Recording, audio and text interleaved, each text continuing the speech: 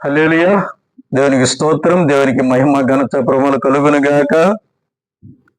ప్రియ సోదరి సోదరుడా, మరొకసారి ఈ విధంగా మనం అందరము దేవుని పాద సన్నిధిలో కలుసుకొని దేవుని వాక్యాన్ని ధ్యానించడానికి దేవుడిచ్చిన కృపను బట్టి దేవునికి మహిమ ఘనత ప్రభువులు కలుగును గాక. నేటి మన ధ్యానాంశము సమాధానము. ప్రియ సోదరి సోదరుడా, లోకములో మనిషికి సమాధానము లేకుండా పోతూ ఉంది.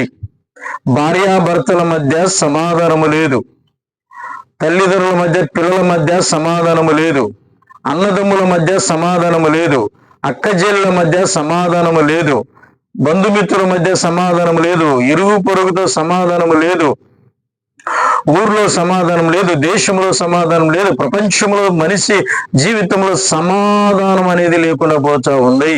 ప్రియ సోదరి సోదరుడా, సమాధానము లేకుండా పోవడానికి అనేక రీజన్స్ ఉన్నాయి. వారి పాపం వలన సమాధానం లేకపోతుంది, కొందరికి అనారోగ్యము వలన సమాధానం లేకుండా పోతా ఉంది, కొందరు తమ చేసే క్రియల వలన సమాధానం లేకుండా పోతా ఉంది, కొందరు తమ యొక్క అపరాధాలను బట్టి సమాధానం లేకుండా పోతూ ఉంది, కొందరికి ఇతరులు చేసిన మోసాలను బట్టి సమాధానం లేకుండా పోతూ ఉంది. ఈ విధముగా రకరకాలుగా మంచి జీవితంలో సమాధానము నెమ్మది లేకుండా పోతూ ఉంది. అయితే ప్రియ సోదరి సోదరుడా, మన ప్రభు అయిన యేసుక్రీస్తు ప్రభుల వారు ఎవరు అంటే ఆయన సమాధానానికి కర్త అయి ఉన్నాడు అన్న విషయాన్ని గుర్తుపెట్టుకోండి. షాలేము రాజుగా ఉంటూ ఉన్నాడు. షాలేము రాజు అనగా సమాధానకు అధిపత్యం. ప్రియ సోదరి సోదరుడు గమనించండి, యేసుక్రీస్తు ప్రభుల వారు ఈ లోకంలో జన్మించినప్పుడు దేవదూతలు ఈ విధముగా పాట పాడారు. ఏమని పాట పాడారు? సర్వోన్నతమైన స్థలంలో దేవునికి మహిమయు, ఆయనకిష్టులైన మనుషులకు భూమి మీద సమాధానము కలుగును గాక అని పాట పాడారు. యేసు క్రీస్తుకు ఎవరైతే ఇష్టలుగా ఉంటారో వాళ్ళ జీవితంలో దేవుడు సమాధానమును నెమ్మదిని ప్రభు అనుగ్రహిస్తాడన్న సత్యాన్ని మర్చిపోవద్దు.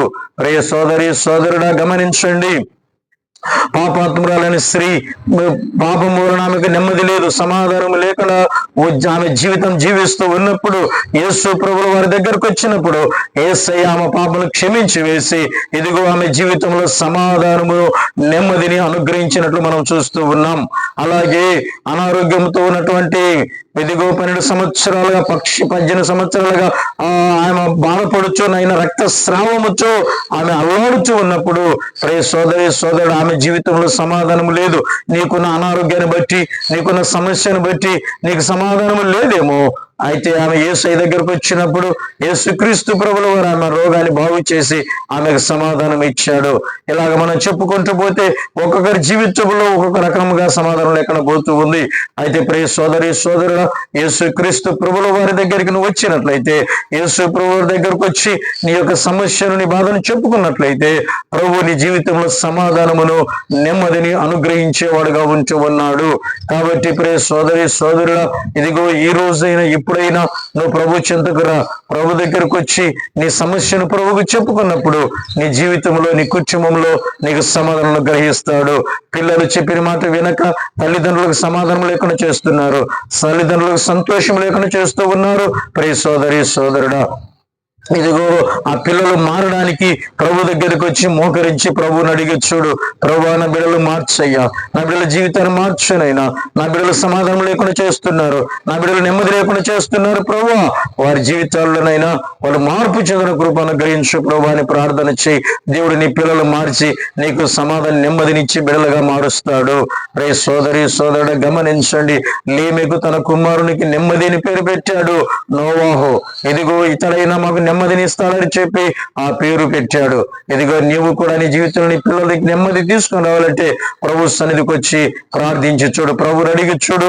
నీ బిడ్డలు మార్పు చెందుతారు, మీ కుటుంబాల్లో సమాధానం వచ్చే విధంగా చేస్తాడు. నీ భర్త నీకు సమాధానం లేకుండా చేస్తున్నాడా? నీ భార్య నీకు సమాధానం లేకుండా చేస్తుందా? అయితే ప్రభు దగ్గరికి రా, ప్రభుకి ఇష్టమైన బిడ్డగా జీవించు, ప్రభువుని అడిగి చూడు.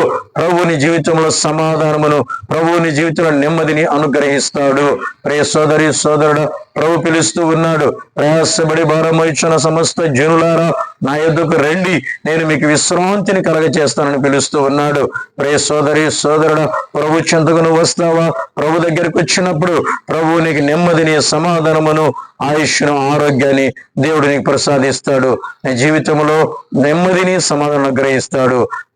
త్వరపడి దేవుని సన్నిధికి, దేవుని పాద సన్నిధికి రా. దేవుడు నిన్ను నీ కూర్చోమని దీవించను గాక. పరిశుద్ధుల వందనాలు, స్తోత్రాలైనా ఎదుగో నీ బిళ్ళ జీవితంలోనైనా సమాధానం లేక ప్రభు నెమ్మది లేక బాధపడుతున్నారయ్యా. ఎదుగో బిళ్ళ జీవితంలో నెమ్మది, సమాధానం గ్రహించి మీరు లక్ష్యమని రక్షకుడైన యేసుక్రీస్తు ప్రభుల వారితో పరిశుద్ధ ఉన్నత శ్రేష్ఠ ఘనమైన నామములో ప్రార్థించడి వేడుకుంటున్నాము తండ్రి. ఆమెన్. God bless you.